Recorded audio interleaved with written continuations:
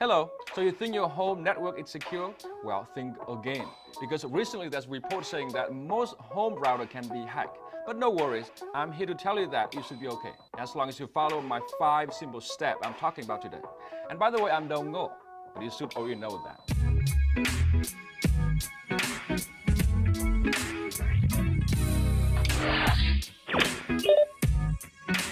So let's start. By the way, all these 5 steps require the access to the router's web interface. And if you don't know how to get to it, make sure you check out my previous video on the subject matter. Now, the first step is that you have to encrypt your Wi-Fi network, basically giving it a password so that only you and those you trust can add Wi-Fi devices to your network.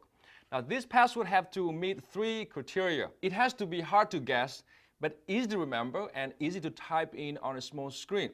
So think of a convention. For example, you can use a straight line on a keyboard such as QWERTY plus your postal home zip code, and that would do. You can always throw in more numbers or use a different straight line. Just, go with that convention.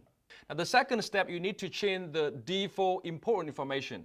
They are called default because they are public knowledge and everybody knows. The 2 of them need to be changed are the default IP address and the default login password.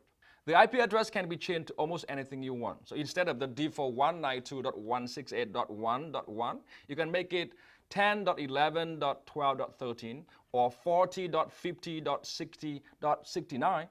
Basically, have fun with the numbers. Note that once the IP has been changed, you have to use the new IP address to access the router web interface. Changing the IP address actually helps greatly reduce the chance that your router can be hacked from outside. Now, the router default login password have to be, of course, hard to guess and different from the Wi-Fi password I talked about earlier. Third step, do not turn on any remote access feature unless you know very well what you're doing. These features include FTP or remote management, and if you do turn them on, make sure you put on restriction, use secure HTTP, or use a non-convention port numbers. Now, the fourth step, make sure you upgrade the routers to the latest firmware. This can be as easy as a few clicks, or maybe you have to download the firmware and do that manually.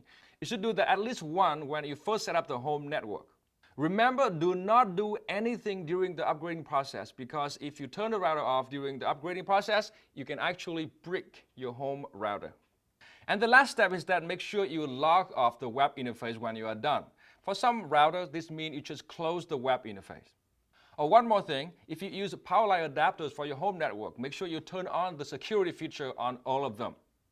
And that's it. You should be okay now. But if you are not, then you gotta be a really bad or a really important person. And in that case, you need a professional to take care of your network for you.